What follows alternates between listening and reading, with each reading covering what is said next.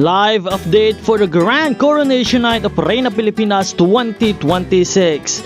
Look, ladies and gentlemen, pinangunahan ng ating Grand Reigning Queen, Miss Grand Philippines and Miss Grand International 2025, Emma Mary Tiglao, ang Grand Production Number ng Reyna Pilipinas 2026.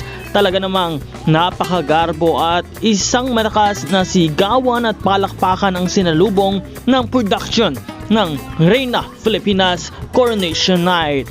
Siyempre, nagpatalbugan ang lahat ng mga kandidata sa gabing ito. Ilan sa mga kilalang kandidata na nagbigay agad ng malakas na impact sa lahat ng mga manonood. Walang iba kundi sina Miss Iloilo City, Alexica Emoso Brooks, and of course, Miss Palawan, Angelica Lopez, na talaga namang maugong ang pangalan para sa titulo at korona. Abangan pa natin ang mga maggaganap for this Reyna Pilipinas 2026 Grand Coronation Night. At huwag kalimutan mag-subscribe for more live telecast updates. This is Nel2204. Maraming salamat sa panonood. Magkita po tayo sa susunod na video.